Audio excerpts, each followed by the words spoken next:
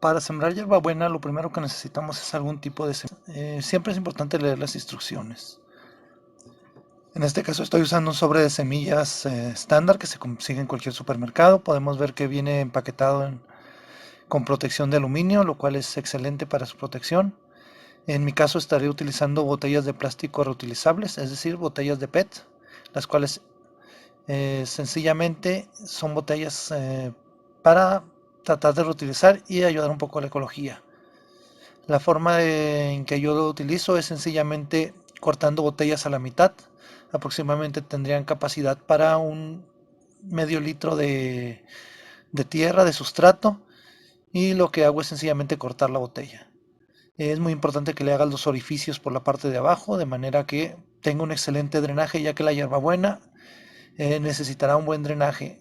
En particular, en mi caso, estoy utilizando un sustrato tierra de jardín, enriquecida con un poco de humus de lombriz. No es muy importante el tipo de sustrato que utilices para la hierbabuena, sino que sea un sustrato que no retenga demasiada humedad, pero que tampoco se apelmace demasiado. En mi caso, mezclé humus de lombriz, tierra de jardín y coloqué un poco de fertilizante de estándar del que se consigue en cualquier vivero o en cualquier tienda. No me preocupé porque fuera tierra específica, solo tierra más o menos aceptable. Es importante los orificios, como ya mencioné, es importante que también tengas el suficiente cuidado de que al cortar la botella no sea algo muy pequeño. Yo retiro la etiqueta, corto con capacidad a la mitad, que sería de 1 litro a medio litro, dependiendo de la botella. Es más que suficiente para las plántulas. La hierbabuena no se coloca a gran profundidad, de hecho es aproximadamente 1 o 2 milímetros. Lo que hacemos es colocar la semilla al voleo. En mi caso coloco aproximadamente 3, 4 semillas no más. Y lo que hago es sencillamente espolvorear al voleo, tratando de que queden 3 o 4 semillas. Es muy importante que trates de que no queden excesivas semillas, que no quede demasiado. Sencillamente 3 o 4 semillas es más que suficiente. En mi caso estoy utilizando sencillamente los dedos para medir las semillas. Una vez que se colocan las semillas, cubrimos con humus de lombriz. Puede ser humus de lombriz, tierra para jardín, un poco ceñida, de manera que no sea demasiado gruesa, que no se apelmace, que no tenga piedras, ya que solo será 1 o 2 milímetros. Es más que suficiente para cubrir la semilla. No será necesario que te preocupes demasiado, ya que las plantas requerirán media sombra. No es muy recomendable que las siembres a pleno sol si es un clima muy caluroso, debido a que se resecará muy pronto la tierra. Digamos que es suficiente con que le pegue un poco de luz, pero sí es importante que la tierra con la que la cubras sea ligera, no muy pesada, no muy gruesa. Sencillamente es necesario que las plantas puedan surgir perfectamente y mantener húmedo. Eso es muy importante. Deberás humedecer por la mañana y por la tarde, siempre mantener húmedo el sustrato, asegurarte de que no se seque.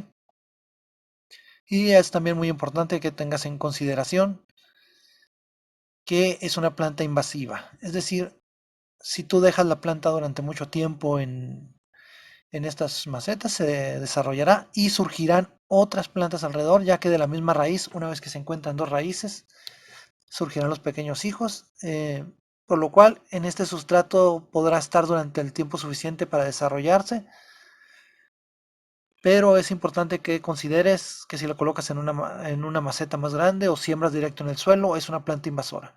Si colocas en la tierra, debes tener cuidado, ya que invadirá prácticamente todo tu jardín, lo cual es benéfico y aceptable si es lo que deseas. Sin en cambio, si tienes otro tipo de plantas, podría ser que invada a tal grado que no deje crecer al resto.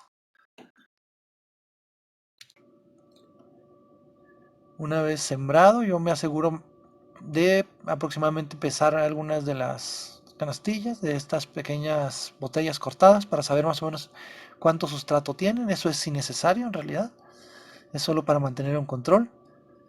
Eh, en mi caso voy a regar con agua.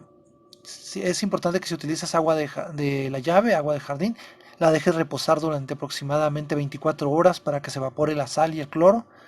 En mi caso estoy regando directamente con agua que tomé de la llave, sin en cambio la dejé reposar durante 24 horas para que todo el salitre, toda la sal se evapore y el salitre en su caso pues se vaya hacia el fondo. Es muy importante porque la salinidad no deja que esta planta se desarrolle. Tanto la hierbabuena como la menta, en cualquiera de sus vertientes, no tolera tanto la sal. Aunque puede soportar el aire salado, el agua con sal no le hace mucho bien, no la deja desarrollarse lo suficientemente rápido.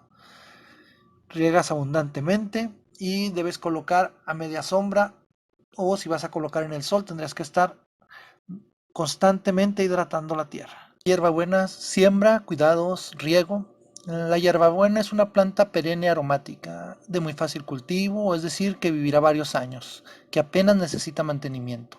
Tanto es así que es perfecta para aquellas personas que no tienen mucha experiencia en el cuidado de las plantas e incluso para regalar, ya que también se utiliza para condimentar numerosos platos o para hacer infusiones, tés, para poner en bebidas diversas. ¿Cómo es y qué cuidados darle? La hierbabuena es una planta herbácea que crece hasta una altura de aproximadamente unos 30 centímetros, tiene hojas de color verde claro, cuyo aroma es muy característico. Si tienes un jardín pequeño, es importante que sepas que sus raíces son invasivas, hasta el punto de que pueden salir brotes nuevos al menos a unos 30-40 centímetros lejos de la planta madre, lo que significa que si una planta está sembrada, a 30 o 40 centímetros saldrá otra planta, de esa planta a otros 30 o 40 centímetros surgirá otra planta. Se caracteriza además por tener un fresco e intenso aroma, y su nombre científico, Menta spicata, se relaciona con la forma de su hoja. La hierbabuena se deriva de la hibridación de dos clases de menta, la menta blanca y la menta negra, también fáciles de sembrar, aunque difíciles de conseguir la semilla. Las flores nacen en la parte más alta de las espigas, están provistas de 5 pétalos con rosas de apenas 3 milímetros de largo. ¿Cómo sembrar? Si la vas a cultivar en casa, la ubicación es clave para que se crezca y se mantenga sana. Esta planta necesita de mucho sol, así que debes ubicarla en un lugar soleado una vez que esté ya desarrollada. Las plántulas, media sombra es más que suficiente. Una vez que la planta esté desarrollada, pleno sol. También hay que prestar atención en aquellos lugares de mucha intensidad solar, es decir, el exceso de sol, donde es recomendable ponerlas a la semisombra para evitar que los tallos y hojas se quemen y se cree una planta con arrugas. Se puede colocar a la semisombra en el jardín o en un espacio provisto de mucha luz si está dentro de la casa. Es decir, dentro de la casa tal vez no le pegue el sol directo, pero sí mucha luz. Si está en el exterior de la vivienda, debes cuidarla del frío excesivo o de que no reciba suficiente iluminación natural. Esto en el exterior, ya que estos dos elementos truncan el desarrollo de la planta e incluso pueden llegar a matarla. Esta planta perenne es capaz de adaptarse a varios climas, sin embargo, las temperaturas ideales para su desarrollo óptimo oscilarían entre los 15 y los 30 centígrados. Esto la hace poco tolerante a las bajas temperaturas, al frío extremo, razón por la cual, si en la zona donde la cultivas hace mucho frío, tienes que protegerla de las bajas temperaturas, las nevadas en el invierno, para que no se dañe o se muera. El tipo de sustrato. Plantarla en un sustrato compuesto por turba negra mezclada con un 10-20% de perlita o cualquier otro material poroso como la arena ligera. Así evitaremos que la tierra quede encharcada, lo cual podría perjudicarle. Tierra para jardín, siempre y cuando no sea tierra que se apelmace. En ese caso, si tu tierra se apelmaza, podría mezclarla con un poco de arena, incluso con algún material fermentado. Para fertilizar se recomienda la aplicación de abono en la primavera, preferiblemente con un fertilizante orgánico para añadirlo al sustrato de la planta. Así los brotes serán sanos y evitarás la aparición de plagas. ¿Dónde tenerla? Se aconseja tenerla en maceta, donde va a estar mucho más controlada para tener una planta sana, llena de hojas. Hay que ubicarla en un lugar donde esté expuesta a la luz solar o a la luz. Ahora bien, si quieres tenerla en el suelo, te recomiendo que antes de plantarla pongas una malla antirrizomas para que de esta manera sus raíces no puedan extenderse. Estas mallas son muy utilizadas para evitar que crezca el pasto en algunos sitios. Sencillamente rodeas el sitio donde la vas a plantar y eso evitará que sus raíces surjan en exceso. Eh, para regarla, si hablamos del riesgo, ¿cómo regarla? Si hablamos del riego, esta tendrá que ser regular, ya que si está en maceta durante el verano, regalemos 2, 3 veces por semana. Y el resto del año, entre 1 y 2 veces cada 7 días.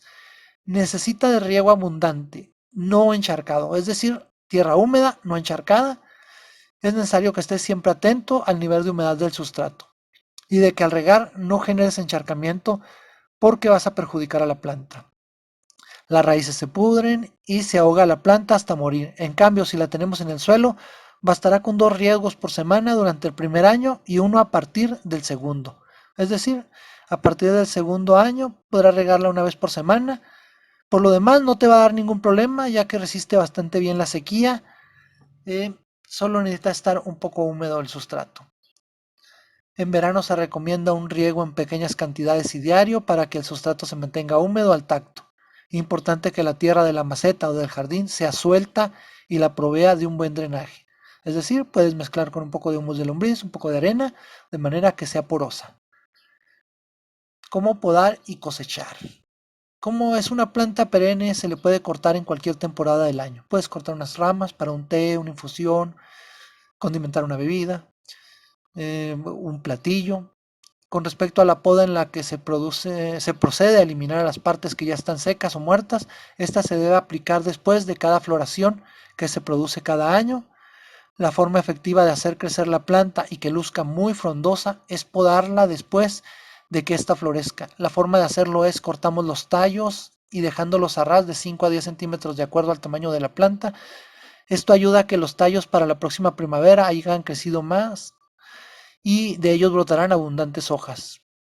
Es decir, debes cortarla a unos 5 o 10 centímetros del suelo y será más que suficiente, lo que hará lucir a la hierbabuena más densa y hermosa. También se recomienda tener podas en el momento que sea necesario, cuando la planta esté enferma, para retirar las partes que estén muy dañadas, secas, y que no se afecte la totalidad de la hierbabuena. Las plagas y las enfermedades. Plagas y enfermedades que pueden afectar a la hierbabuena: mosca blanca. Estas se ubican en la cara posterior de la hoja de la hierbabuena, se hace presente en primavera y verano y se suele atacar en los invernaderos. Estos extraen la savia de la producción que la producen melaza, generan daños mecánicos, etcétera. Para fumigar es aconsejable que fumigues por la parte de abajo de la hoja, ya que es donde se suelen estancar estas plantas, colocar estas moscas blancas. Es decir, levantas la hoja y por la parte de abajo puedes fumigar. Puedes utilizar un insecticida casa y jardín, puedes utilizar algún insecticida ecológico de los que se venden en cualquier centro comercial, simplemente por la parte de abajo de la hoja, ya que es donde se colocan las plagas. Usos y utilidades. Sus hojas se suelen aprovechar para distintas aplicaciones: cocina, medicinas, bebidas, etcétera. Los tallos y las hojas recortados se pueden utilizar frescos y también secos. Se utilizan para adornar platillos, se utilizan para la digestión. La hierbabuena es más famosa por su uso en el alivio de problemas estomacales. Carnitativo y antiespasmódico, la hierbabuena puede ayudar a los trastornos del sistema digestivo, incluyendo gases, distensión abdominal, náuseas. Eh, yo lo he utilizado para la indigestión, los cólicos. Los estudios han demostrado que la hierbabuena es incluso efectiva para aliviar el síndrome del intestino irritable. Dolor de cabeza. Otro de los grandes beneficios de la hierbabuena, yo lo he utilizado bastante en el departamento de salud. Se recomienda por su capacidad para aliviar los dolores de cabeza. La hierbabuena puede calmar los dolores de cabeza de dos maneras: si se frota sobre la piel en puntos estratégicos como los templos, la sien. En el aceite de hierbabuena puede relajar los músculos que causan dolores de cabeza por tensión. Si se inhala, la hierbabuena puede aliviar la presión del seno e inclusive inducir a la calma. Al beberla suele calmar los dolores de cabeza, una función similar a la que haría la aspirina, aunque se requiere una dosis mayor. Eh, Contra el crecimiento irregular del pelo, un estudio publicado en la revista eh, Physical Research demostró que beber 2 tazas de té hierbabuena al día durante 5 días reduce el nivel de andrógenos en las mujeres, que inducen el crecimiento de vello anormal.